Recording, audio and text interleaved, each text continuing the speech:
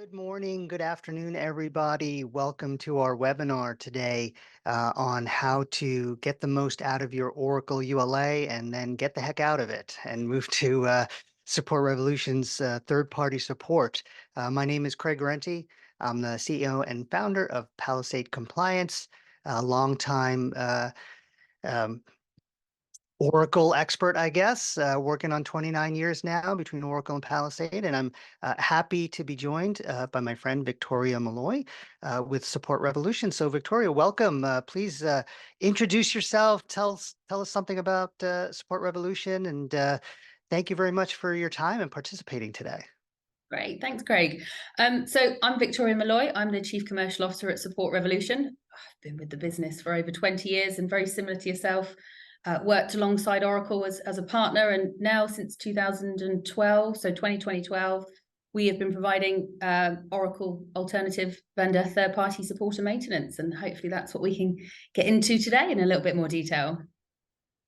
Time flies, right? It seems like It just yesterday. does. It That we really all does. started. Someone showed me my badge, a picture of my badge when I first started at Oracle. I'm like, who is that young person on there? So no, thank you very much. And I know that you know one of the big opportunities and challenges for Oracle customers is the ULA, and there's tons of reasons why people enter them and stay in them and exit them, and that's what we wanted to talk about today. I wanted to remind everyone a few things before we get into this. Is number one, we're recording this and everyone will have access to it. And number two, if you have any questions, please feel free to put them in the chat and we will go through them real time on the call as best as we can. I know there were some questions that were asked when folks signed up, and I'm sure we'll get to those as well today. But if we forget, please put them in there. There'll be an opportunity for that. Um, we really don't have any slides. We were going to make this very conversational, but one thing I did want to do is start with a little poll question and ask folks on the call where they are with their Oracle licensing, because that will help us steer this conversation. So please describe your ULA status. Do you have one that's active? Have you had one in the past, but you got out of it?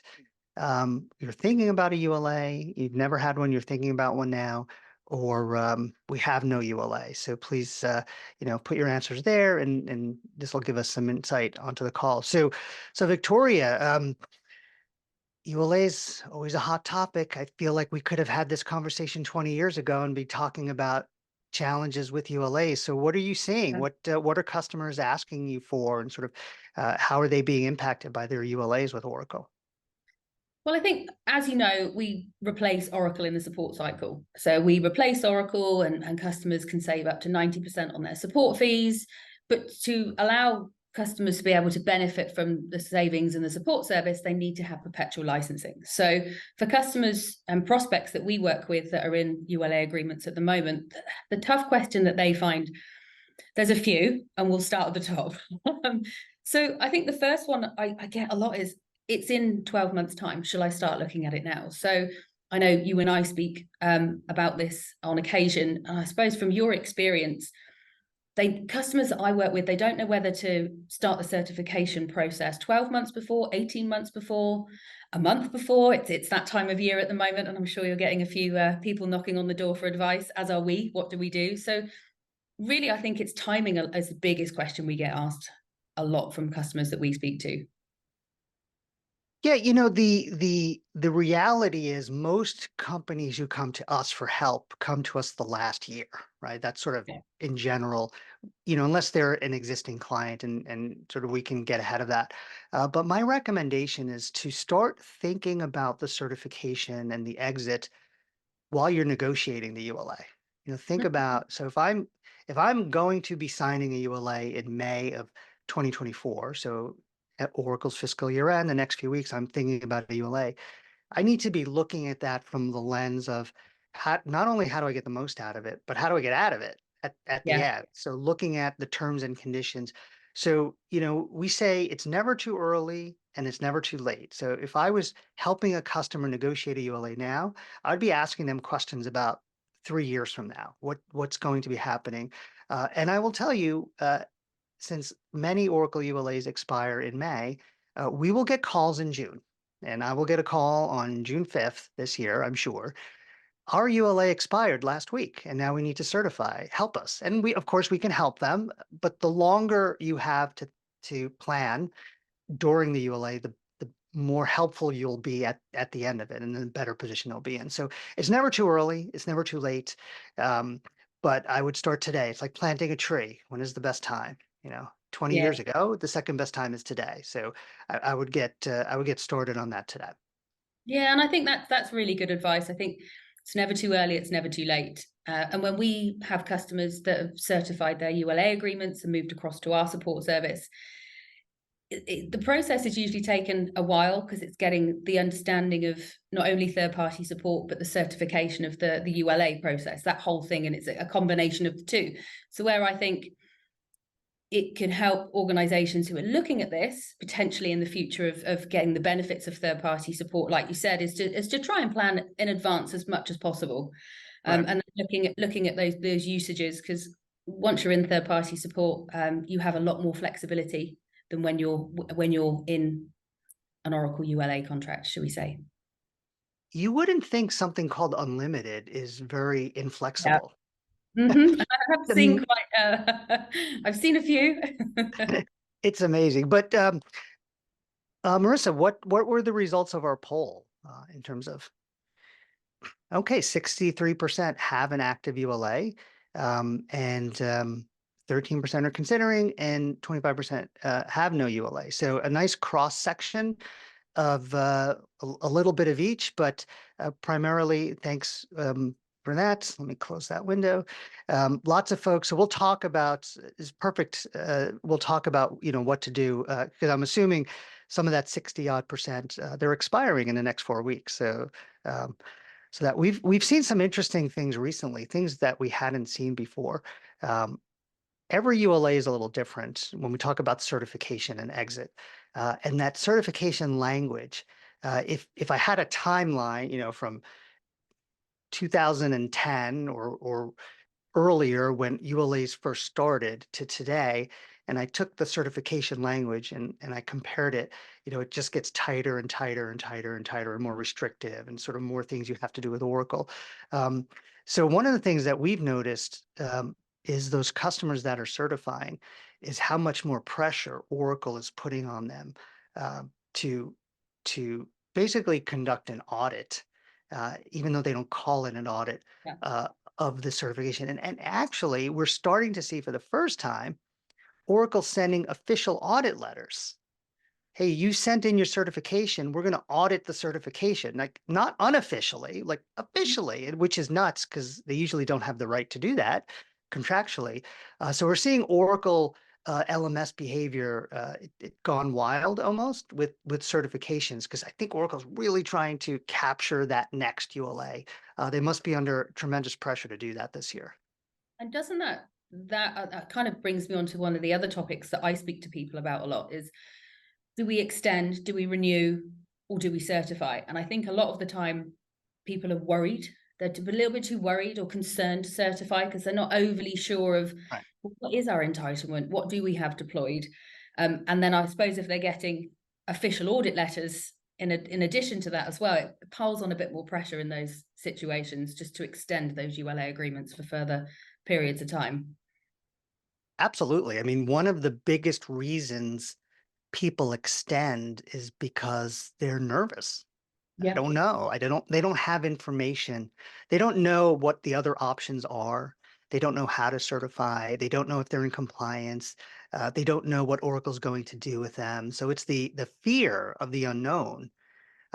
I wish we could quantify this. How many billions of dollars does Oracle have wrapped up in ULAs, and how many billions are generated just because customers don't have information that they need? It's not that they want that next ULA. And listen, sometimes it's a little insurance policy, right? We help the client. Um, when we work with a client, especially that last year, we try to bring them down the path of certification and the path of doing something else. So on May 31st, you have two very good options. I can certify this thing and I can grab all these licenses and I'll be in compliance, or Oracle's giving me this other offer. And sometimes customers who want to certify, they have this other offer and it's like, hey, I'll just give them the $1 million because we're a multi-billion dollar company and I have to think about this for 3 years. Most of the times that doesn't happen. But sometimes it does. And I think giving customers information and them getting information on their own without going to Oracle LMS audit teams and asking them is really critical for that last year. That's going to be the make or break of our ULA is the last year in terms of how you've deployed, what you're doing in the cloud, M&A activity, all of that stuff is going to wrap into your decision at the end. And I think it's interesting what you say about cloud. We have a customer now that previously was in a ULA agreement with Oracle. They have perpetual licensing, but they were also considering a move to AWS. So like you mentioned earlier, instead of being in the unknown and worrying about any compliance issues, they signed up for a 3-year ULA agreement with Oracle. They never actually moved to the AWS cloud, but had to continue paying that ULA for 3 years. Then when it came to the renewal point, they had a change in senior management. No one really knew what was happening. So then that renewed again for a further 3 years. So they spent, wouldn't like to say, but they spent a lot of money in the millions over a 6-year period in a ULA agreement that they never used because they never even went to AWS in the end. They actually changed software entirely. They came to us for a little bit of their perpetual stuff and then moved everything to another vendor. So Wow. I think there was somebody on here that's not currently in a ULA and might potentially be looking to go to a ULA into a ULA agreement. When would you recommend would be the right time to look at a ULA agreement? When all other options have been exhausted first. Um, it is a very good tool if you find yourself growing dramatically. So Mm-hmm. rather and growing dramatically, and you're going to standardize on Oracle, right? So if we're going by 100% a year, and we're going to have 10 times more database licenses in use in 3 years than we have today. That is a great use case. That's a positive use case for ULA, right? You get the most out, but you have to plan those 3 years or 4 years or however long the ULA is. And then you can come out of that with a 98%, 99.9% discount, based on Oracle's price list, which is not the best measure of success of a ULA, but it is one measure. That's one use case. Another use case is if you're really out of compliance, right? If you've gone through an audit with Oracle and you've made all the mistakes, you've deployed Oracle, over deployed it, you've given them all the data, you've sent the scripts, you've done the spreadsheets, and they put a $500 million non-compliance number. Hey, you know what? A $10 million ULA, if those are your options. Now, you should never be in that first position where you're out of compliance like that. But if you find yourself having made all the mistakes and now you have your back to the wall, that's another good use case. Obviously, if you have negotiated a really good ULA at a low price, it has proper terms. These are not standard ULAs. That could be another good use case for ULA. So that first one though, if you're really growing, Yeah. is the best use case for signing ULA. No, and I think that is good advice. A lot of our customers who we work with who have certified their ULAs and moved to third-party support, one of the main reasons is because they thought they were going to use more licenses within their ULA agreement. And actually, when you convert it to perpetual usage, actual usage, they're overspending on their ULA agreement. So when they move to what we do in third party, it actually works out to not only half the cost of the ULA agreement, but significantly lower because what they thought they were going to spend, they haven't actually spent in the first place when they considered the ULA in the first place. Yeah, it's to your anecdote before talking about that client who moved to or acquired another ULA and then re-upped but never moved to AWS. Literally yesterday, I was talking to a client or a prospective client, first time talking to them, and they're in a very similar spot. They are in the process of moving to Azure. Yeah. and they told Oracle, like what, or they asked Oracle, how do we license this? What do we need to do this? And the two things Oracle said, number one was you need a ULA. You have to sign a ULA because you're going to be using Oracle in multiple locations. So that's the only way to do it, which is not true. I Okay. immediately gave them, do a 1-year term license if you need more licenses from Oracle. And we went through the support and how the ULA option is forever and the 1-year term license is for 1 year. So you could, manage this. If you have to buy more Oracle, you can do it at much better price. And then the other thing, and we're still trying to figure this out, the Oracle rep said you need an Oracle to Azure tenancy agreement if you don't sign a ULA. I'm like, what the heck is that? I Haven't heard of one of those.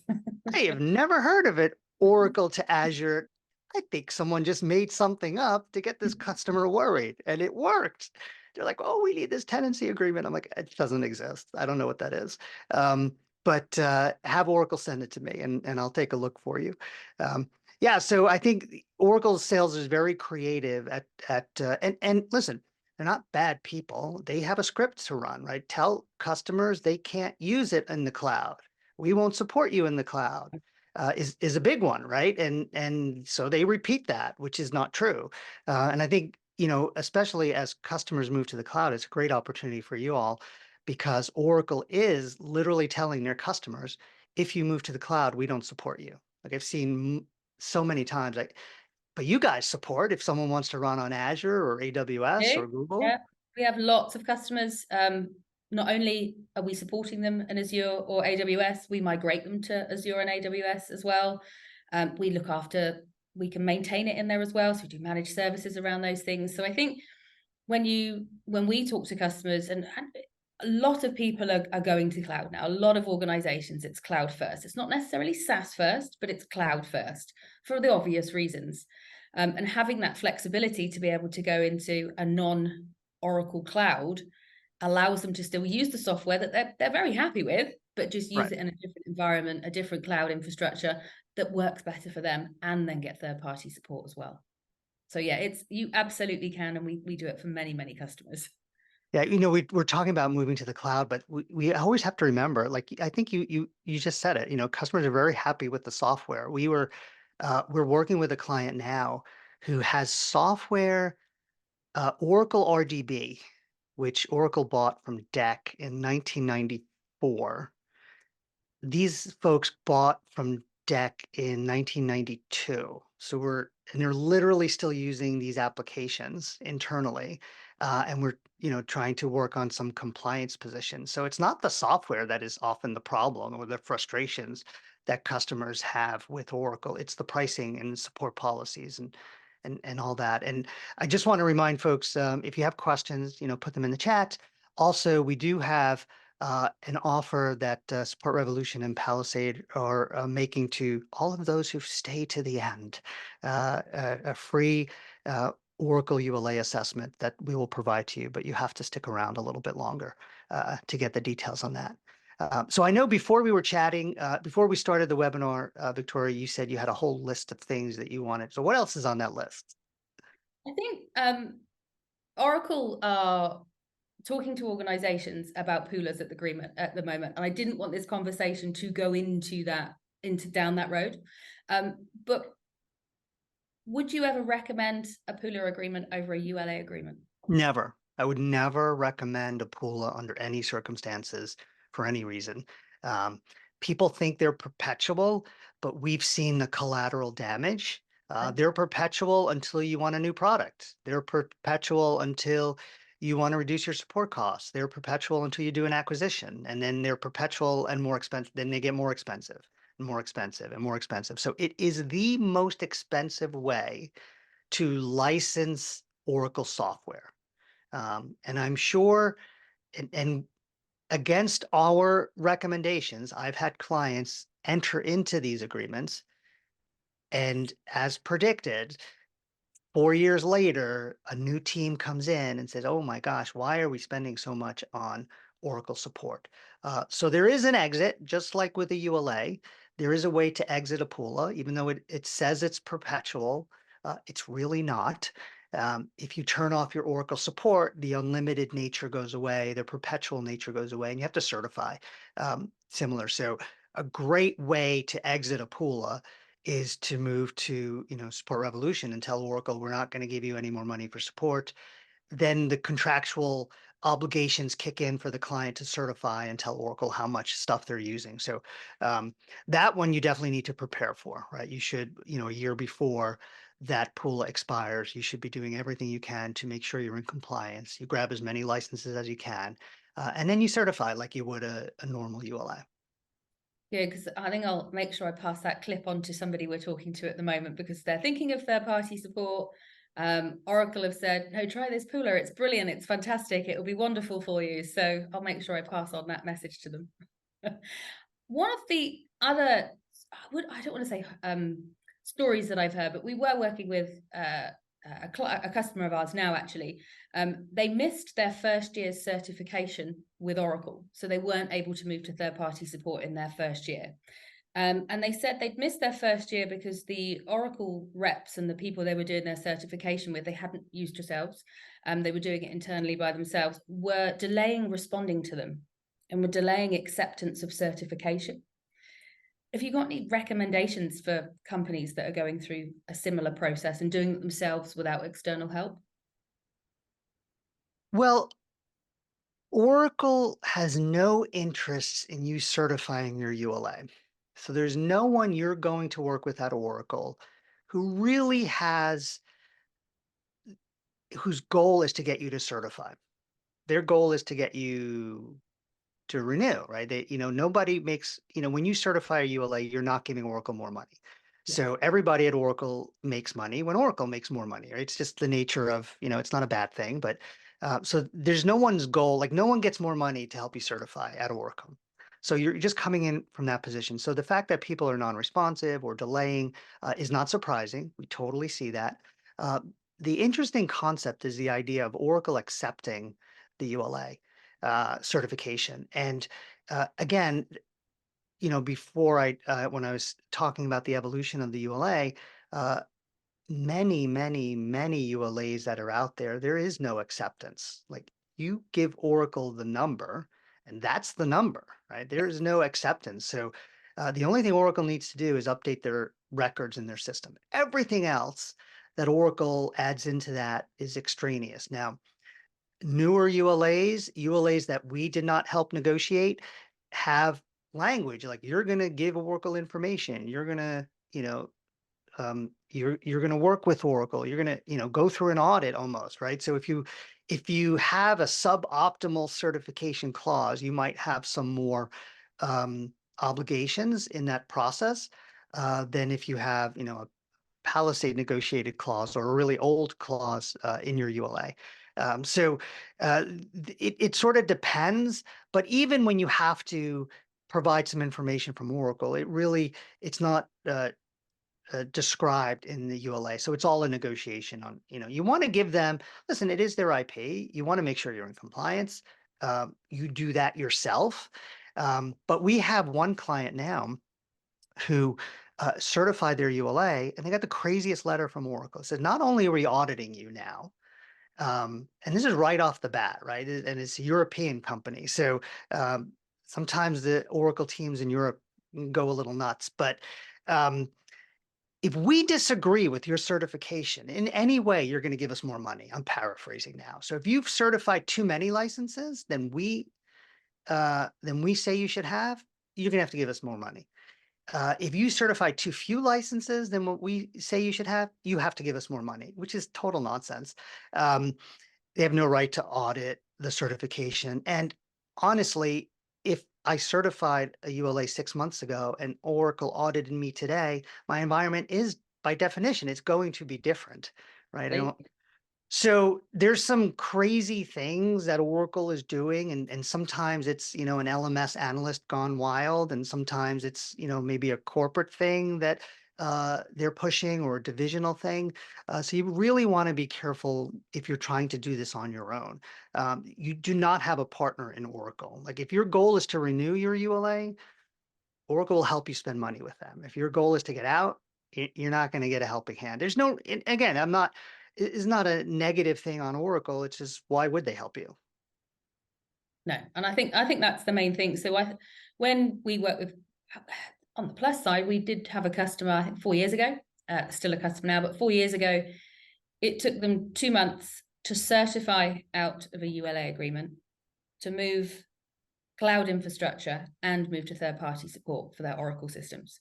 So they did it in 2 months end to end. So they were very determined. They made a lot of savings, but it is doable. You just need to have assistance from Palisade and be sure that I'm allowed to do this. I can do this. This is part of why I'm in this ULA agreement in the first place.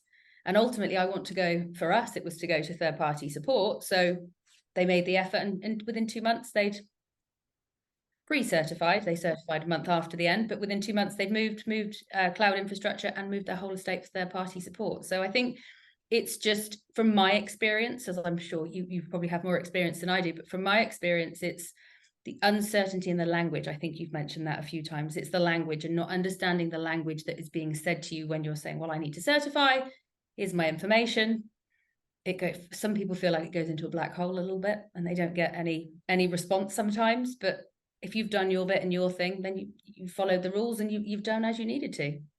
Yeah, it's really up to the client, up to the Oracle customer to take control of that whole process. Right? If you let Oracle control it, you're going to get an Oracle favored result. If you control it, you're going to get a client-centric result. So it's the key. Everything we do is talking to clients about taking control. You have the power. You have the information. You're the one who deployed the software. Um, the fact that the contracts are unclear, use that to your advantage. Oracle uses it to their advantage. Use it to your advantage, right? It doesn't. I've seen way too many ULAs where someone got very descriptive in the ULA, and it's like digging a hole. And look at this great clause we negotiated. And I'm looking at it, wow, that's really going to hurt you. You just were in a bad spot, and you kept making it more granular. So embrace the ambiguity when you can. Okay. Is another recommendation. But we do have a couple of questions, and I think one's for you and one's for me. So I'll just read them out, and we'll start with yours.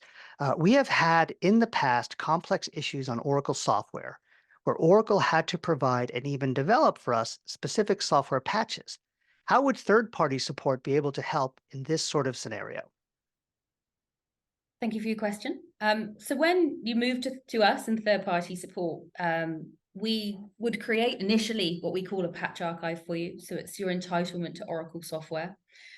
We have many customers without a patch archive, and many customers who have customized their systems. So lots of enhancements, lots of customizations. No customer is the same. Even though you may run the same product, you use it in a different way than customer B and C. So when you come into a bug or a new issue in the system, our teams ultimately need to resolve that for you under our service level agreement, our response time. And we have to get to the root cause. So the first thing we do is analyze your systems. We will have knowledge of your environment, knowledge of your versions, your processes, any customizations that you've got. And then our team will work to create a bespoke fix, whether it's a patch that we might write for you, whether it's a workaround, a parameters change, and sometimes a combination of multiple things that we need to do. But ultimately, it's about us getting to the root cause of what the problem is, specifically to you in your environment, and then creating that fix in a patch or another way of doing it. So there is a way. There's always a way. We've been doing this since 2012, and our head of infrastructure joined me for a number of meetings that I have every now and again. And he's very, very proud to say that there's never been an issue that we haven't been able to fix. That's awesome. And that's because it's custom. We're customizing the resolution and for you and your systems. And we don't have to do what Oracle does. We don't have to test it for all of our companies globally. Whatever we're doing is just for you, which means we can always fix the problem. That's awesome. That's awesome. This question just popped up, so this one is specifically for you. Hi, Victoria. What is the best alternative to Oracle security, and how would the security patches work in third-party support? We hear this all the time, so I'm sure you've heard this question before. 1 or 2 times, once or twice, great. So we provide alternative security patching. And when I say patching, it's security updates. So we use a product called Trend Micro, and we use the deep security module. And we offer it to all of our customers. It's very, very important that the customers we work with have secure systems. So we license our partnership with Trend Micro, and we license agents effectively. And what we do is we have our own in-house security team, and our teams will install the agents on our customers' servers, whether that's on premise, in a cloud. Like I said, we have Azure and AWS customers. They'll install agents, and it effectively works like a ring fence. So we put a ring fence all around the Oracle environment, so it protects at server level. So even if you're running, we have customers on 8 and 9 databases still, and they're protected as if they're 19C and above. So it protects at server level. And instead of having to wait for the quarterly CUPs from Oracle that they'll release for their supported versions, Trend release updates every Tuesday. And our security team will analyze those updates and advise our customers which would be applicable for them to apply to those agents that we've installed on those servers. Our teams also monitor all of the security, not just what's coming from Trend, but we've got a great team that monitor all the security vulnerabilities, anything that new that's happened, and we proactively reach out to our customers. We have customers that come to us just for security, and the benefit is the cost saving, but they come to us for security because they can't upgrade their databases. They can't upgrade their applications because they're not compatible with their systems, or they don't have the money or the future versions. So it allows them to stay protected for a very, very long time. Awesome. And I'm just, another question popped up, and this one's also for you. So I'm going to go, and we're just going to keep going through the Victoria questions before we get to the Palisade question. Has Oracle ever gone after Support Revolution legally or anything along those lines for developing third-party patches to address their products, IP, et cetera? And I know you guys have an interesting story around your relationship with Oracle. Short answer is no. So no, we were actually an Oracle partner. Our CEO founded the business in 1998. We were an Oracle partner. We were an Oracle partner up until 2019. Our head office is located 20 minutes from Oracle's head office. So myself and the other salespeople would go up there on a regular basis. So we were very mindful of when we developed third-party support through Support Revolution, and when we launched it in 2012, that we wanted to make sure we followed all Oracle's policies, procedures, and ultimately we were keeping our customers safe. We weren't infringing any of Oracle's IP then, and we still don't do now. So we were an Oracle partner and a third-party support provider for 8 years. So from 2012 to when we started Support Revolution until 2019 when we cancelled our partnership. So we did both very comfortably. Oracle were very aware of us. And as long as we make sure everything's done in the correct way, I'm sure we'll continue in the same way with them as well. Awesome. I'm going to go to the one Palisade question here, and then I'll go back to you. Do you offer Oracle benchmarking services? I'm assuming for pricing. I suspect that we are paying too much for our support stream, in particular, the ULA being much less. So, I mean, we could offer benchmarking, but I don't think it really helps. When we think about hundreds and hundreds and hundreds of customers, and we know how big they are, we know how much they spend on Oracle support, but it sort of doesn't matter from the reality of where you are today, because whatever you're paying, you can't just go to Oracle and say, well, we did this benchmark and I should be paying this. So Oracle, will you reduce my support costs? Again, no one at Oracle is going to listen to that argument. Yeah, we could do that. What I like to, when I think about the question we get all the time, am I paying too much for support? Well, stop comparing yourself to other companies and start looking at the value that you're getting from support. How many patches did you apply? How many tickets did you submit? You know, how many updates are you doing? Like, what would be the cost if you didn't have Oracle support, right? You know, oh, we could move to Support Revolution and pay a lot less. Well, yeah, then you're paying too much for Oracle support. If you're in a highly whatever environment and you absolutely, for some reason, Oracle is doing something that nobody else is doing, then yeah, then you probably have to keep paying what you're paying. So we do offer, I think, benchmarking.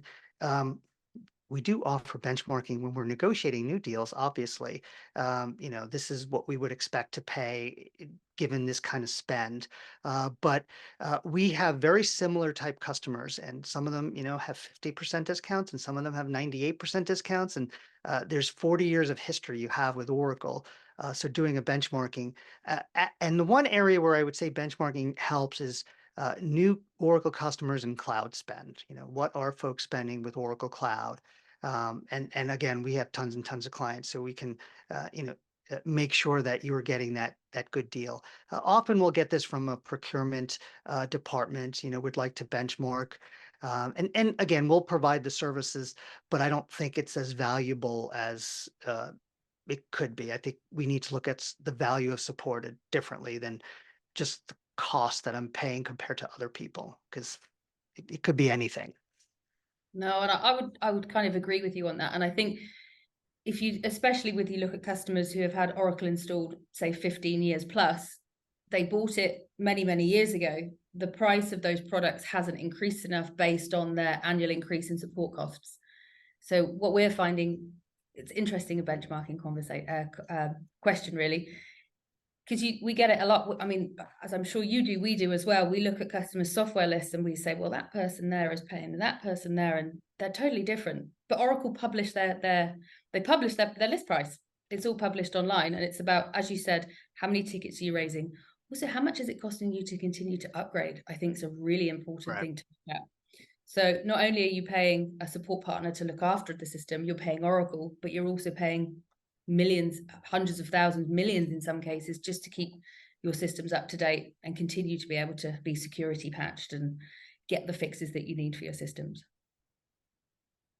That's awesome. So let's do a couple more questions, and I think we can go to the offer that we're going to have for folks. And I think these are sort of all of yours. For regulated environments, PCI for retail, GCP for biopharma, do regulators frown upon third-party approaches such as Support Revolution versus publisher like Oracle? No, is the answer. No, so they don't. So as long as you are officially in support and your systems are being supported, then you are compliant. You're having support. We're providing security updates. We're making sure your system is patched for any fixes that it needs. Trend Micro covers a number of the PCI requirements, and I work a lot with companies just to go through all of their regulatory requirements that they need. We have customers that actually monitor and manage organizations in the regulatory world as well. So we'll actually support, and they move their Oracle support to us, and they're the people that investigate and audit these companies as well. Excellent. And we're not in the business of third-party support, but our customers often come to us and they'll say, we're spending too much on support. And this is one of the options, very viable options that we provide to them. And often we'll hear internally a lot of chatter about, well, we cannot move to that because of regulations. We have to be on vendor support, like the OEM vendor support. But then when they do their due diligence and investigation, they always come out with, actually, we don't, right? We don't have to be on that. To be on a supported version, yeah. Yes. Like, you don't have to bring your car to the dealer. You can have it serviced somewhere else. And you mostly, for us that don't take our cars to the dealer themselves, you get a better service. You're looked after a lot more. I would never take my car to the dealer. No. My car's 11 years old. If I brought it to the dealer, it would be such a waste of money. Trying to sell you cloud. Right. They would try to upgrade me to the new car. I'm like, no, I don't want the new car. Okay, so one question, is Support Revolution still an Oracle partner? And you answered that. The answer is no. Okay, one more question, and it's an interesting question. I don't know the answer to this. This is for you. Are workaround patches specific to a client, or are they available generically as they are developed for clients under third-party support? So you were mentioning you develop a patch specific to a customer. Do you use that for other customers, or is that specific and then you sort of start from scratch? So the knowledge is shared, but they're specific patches that we would create, write, and develop for our customers individually. That is a great answer. I think the biggest thing we do every year is payroll patching for our customers. And then it's the biggest amount of patching that we would do, direct patching to the system. And each customer has individual bespoke patches that we would create for them to be able to continue to run their payroll based on the TLR updates. Excellent, excellent. I think we are out of questions here. I Yeah. think we've got all of them. It's a good webinar when you're enjoying it, first of all, which I have. Everyone stayed on, all the people who, we have the same number as when we started, and you get questions. So hopefully this was beneficial to folks. And we promised you that we would provide, and let me share my screen again. Here we go. We are partnering with Support Revolution to provide those 63% who have an active ULA with Oracle. If you're already not a Palisade client, we do have a 30-day ULA assessment that I deliver personally, where we will intake your ULA. We will give you some questionnaires to fill out. There'll be some back and forth based on your business, and then we'll provide you a written report. How to get the most out of your ULA, how to manage it, how to exit from it, and how to take those licenses and move them to Support Revolution. So this is sponsored by Support Revolution. There is our URL down there. Just click on that, go to that, and we'll send it to everybody who's on this call and who signed up. Make sure you put the promo code Support Revolution. Otherwise, you're going to pay for this. It's not free, but if you put that in, it's fully funded, and we'll work with you in June, not in May, because it's kind of busy with Oracle's fiscal year end, and we'll support you there. So, Victoria, thank you for providing this, supporting this service to your customers, our customers. I think we've had several customers go through this process, and it's been eye-opening for them and really put them on a good path. So thanks for your partnership and your support and participating in this webinar. I think we have one more slide here. If folks have any questions for you or Support Revolution, what's the best way to get in touch with you? Great. Thank you, Craig. Like, as you said, you can see all our details on there. I would recommend anybody that's on the webinar today to go over to the website and have a look. It's got an overview of all of our offerings and services, and make sure you take note of Craig's offer that we're working on together as well. So yeah, head on over to the website, see what we've got, and hopefully get in touch, and we'll speak to you soon. Excellent. And we did get one more question that's just jumped in. Victoria, can you please assist the list of questions and answers, as this is very beneficial for our discussions? So you have a fan out there who. Oh, I'll be very happy to. Awesome. And thank you, everybody. If you are using Oracle, if you're in a ULA or using Java or just are worried about Oracle in any way, same advice, go to our website, send us an email, and we will have someone reach out to you. And as I mentioned before, if you have a ULA and you'd like to partake, go to the website, fill out the form, and we will get to work right away. So thank you again, Victoria, and thank you, everybody, for your time today. Have a great day, and good luck with your Oracle ULA and Oracle year end. Yeah, thanks, Craig. Good luck, everybody.